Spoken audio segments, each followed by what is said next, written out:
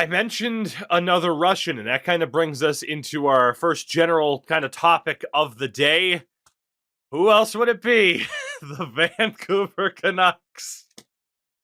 Every show, they do something that we have to talk about. Now, this time out, they didn't embarrass a beloved coach on the way out, but they did re-sign rookie forward, Andrei Kuzmenko. He's 26 years old, but they have re-signed rookie forward Andrei Kuzmenko to a 2-year deal worth $5.5 million with a 12-team no-trade clause for both of those seasons. He has... Jesus. Yeah, right. Okay, so immediately, right, first glance, 2 years, 5.5 for somebody that has 21 goals and 22 assists this season so far. That's pretty damn decent. That's, but a 12-team no-trade clause really limits where you're going to be able to send him if you elect to trade him 2 seasons from now around the deadline. Yeah. And that kind of brings me to the general point of this deal. He has been great. That is a player you're probably going to want to keep. Endo, they are 14 points out of a wild card spot. The second wild card spot right now. 14 points back. They claim, as Jim Rutherford said, to be tanking. Why keep him? Why keep him?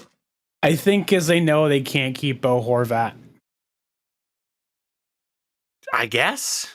I think the two sides are definitely too far apart, or this is kind of like a fail safe in a way. He's no Bo Horvat, but he's still he's shown in his first year since coming over that he's definitely a formidable place on that team. So secure a guy who could possibly make a step up even more than he already has, because you're looking at him averaging maybe 74 points apparently according to Elite Prospects. In your first year over there, that's not that bad at all. I'm not sure if he's eligible for a Calder. Yeah, I'm not sure he's eligible for a Calder or not because of his age. Yeah, we'll have another, what's his name situation? A Bunting Panarin situation. Yeah. Or Bunting and Panarin too, yeah. Almost forgot about that. Yeah, Panarin was a controversial one given his age and KHL experience, so Kuzmenko would be the same, but I think you're right that he's not eligible. I just don't get it. Right? Their actions indicate a team that are trying to keep it together, the retool. And in fairness, I guess, they also said, Rutherford essentially said, hey, we're not rebuilding, we're retooling, but also said that we're tanking. So, LOL. So this would go along the side of retooling, yet record-wise, you are tanking. I said last night on stream that there are 2 teams I do not want Connor Bedard to go to. Those 2 teams are the Vancouver Canucks and the Chicago hockey team. The reason for that is in terms of ownership, it's tough to think of 2 worse owners in the NHL right now. Don't mean to speak ill of the dead, but let's be honest. Eugene Melnyk would have been in that conversation of, oh God, Bedard's going to play for that guy. Just because of his passing, that doesn't change what we all were saying the day of his passing until we heard. Good guy, bad sports owner. That's the facts here. At least bad management of a sports owner. He saved the team. Complicated legacy, as I said, for Eugene when he passed away. Yep. In terms of owners, I don't think there's anybody else in that category necessarily. I mean, you can call out Boston's owner, Jeremy Jacobs, for some shitty stuff in the past. I will not defend Jeremy Jacobs. But in terms of the meddling ownership of Aquilini for Vancouver, I don't think anybody else can touch him in that regard. And again, I refuse to turn a blind eye to the Wirtz, to Rocky Wirtz in particular. His son apparently had the right attitude, but I refuse to look past the fucking hissy fit he threw when he was asked about hey, what's the update with what the organization's doing surrounding everything after what happened with Kyle Beach? We're not talking about that. We're moving on. I refuse to look past that. Other people can. Fuck that guy. It's Chicago and Vancouver, where if they get Connor Bedard, that is a Connor McDavid situation. Before the Oilers got Connor McDavid, all we were talking about with the Oilers is they are a tire fire in terms of the way they are run, and their owner, Daryl Cates, for that matter. Has that changed at all? No. Because we're still talking about this team that can barely make a deep playoff run. We're still talking about their flaws, and it's because the management of the team is like, oh, hey, well, we got Connor McDavid now. We don't really have to change. I think it's the worst thing that could happen to a Chicago, to a Vancouver, for them to get Connor Bedard this year, is because ownership will just, all they'll see is the dollar signs. They will ignore the fundamental issues that people are complaining about, especially with Vancouver right now, because shiny new toy Connor Bedard, come to our game still. Hey, we might even raise ticket prices on you. It's the worst thing that could happen for Connor Bedard, and honestly, for the Vancouver Canucks, for them to get the number 1 pick this year. I get it. Every single team, and I want Connor Bedard to be a Boston Bruin. It's not going to happen, but you get my point. Vancouver, they're just so fundamentally broken right now. If they claim to be tanking, imagine what you could have gotten for Andrei Kuzmenko right now. He probably would have been able to fetch a hefty return. Maybe not Timo Meier caliber, but if a team misses out on Timo Meier, Andrei Kuzmenko as a winger might be, Tarasenko, but he comes without the injury history of Tarasenko. He would have been a high-value target that you would have been able to fetch a good return for coming up for a very strong draft. Shit, if Ben Sherratt can get a first-round pick last year, Andrei Kuzmenko can fetch a pretty decent price. Imagine if they didn't re-sign JT Miller. Sure, people would be like, oh, attitude issues maybe, whatever. He still would have gotten a pretty return. And if you can't get Bo Horvat, imagine the return for the Canucks in terms of prospects and draft capital for Horvat, Miller, Kuzmenko at this trade deadline. And instead, you keep 2 and are probably getting rid of Bo Horvat?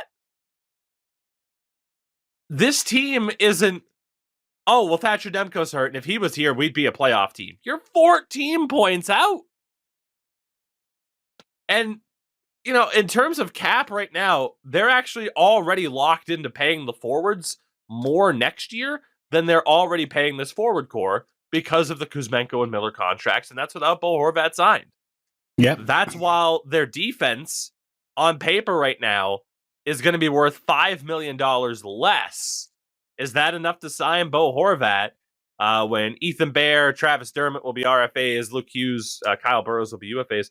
But they're still paying Oliver Ekman-Larsson $7.3 million for 4 years after this, and Tyler Myers makes $6 million again next year before that deal expires. Yeah, good luck. You've entered a situation where the Leafs are in, but you have none of the talent. Congratulations, Kyle Dubas, most disrespected GM in the league. Not to make it about the Leafs, but you see the amount of cap management the Leafs have had with little success, and then you see what's happening over here with Vancouver, who are basically on the verge of blowing everything up.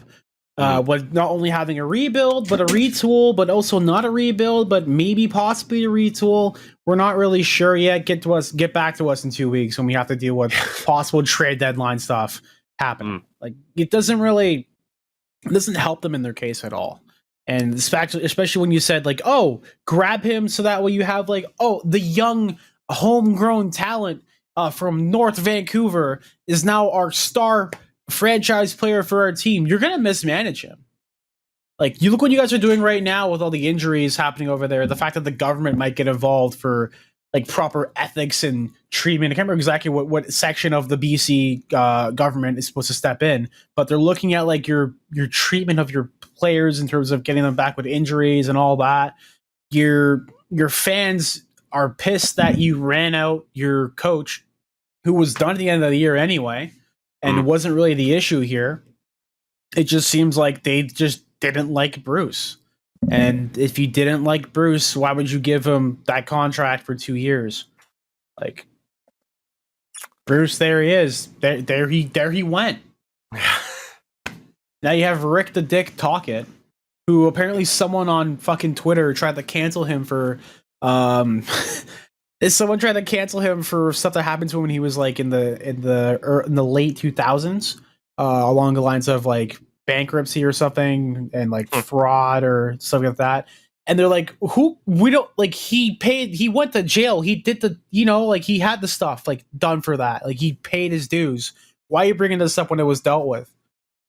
Like, I don't get it. When stuff isn't dealt with, then people should be held accountable. But when they are held accountable for stuff like that, why do you gotta double, triple down on it? We don't like him as a coach. Not regardless of the individual aspect. Like, we don't want him because he's a bad coach. Like, you know what I mean? For the record, what Endo's referring to, and there is a Wikipedia section on Rick Tocchett's page about a gambling controversy surrounding Rick Tocchet. As far back as like 2006 was when he was served with a criminal complaint, accused of financing a nationwide sports gambling ring based in New Jersey. There's a lot to that. I'm not as familiar with that situation. I would agree with Endo's general statement of, let's bringing that up to defame him is unnecessary. So you have here's the thing about that. Not to interrupt you, but to defame him for that. Meanwhile, he was on fucking national TV for the past 2 years, and now TNT. You decide to bring this up with TNT. And that's like he's a coach for the fucking Vancouver Canucks. Like, if you're gonna pick your battles, you should have picked this way fucking when he got signed up over there, not 2 years down the line because you didn't like the fact that Bruce got fired. You're not wrong. Like, pick your shit. It's always reactionary and never like. What's the other word? Reactionary, not like literally. Like, just think a little bit sometimes. Come on. He certainly hasn't been endearing himself to that fan base already. They got spanked by Seattle 6-1 last night, and after the game, he said, quote, "That was bad tonight. That was bad. Soft. You hate to call your team soft, but that was soft tonight." He might not be wrong, but it's interesting that he's taking the John Tortorella approach.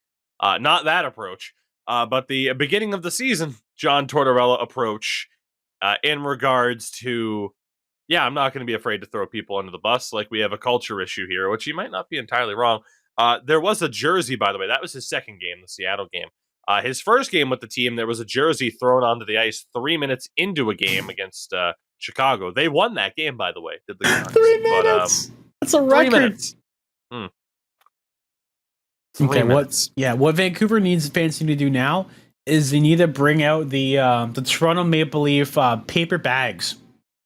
Do that. God. So to round that out, like I said, I get Canucks fans want Connor Bedard. And maybe for some, the trade-off to be the new Edmonton Oilers is worth it. I do think the worst thing that could happen to them is to get Connor Bedard right now. You have to hope that there's proper fundamental changes. But I also get if people are like, look, there's no freaking way change is happening anyway, so just give us Connor Bedard so we can have some fun. I get that too. So the Vancouver Canucks, holy hell.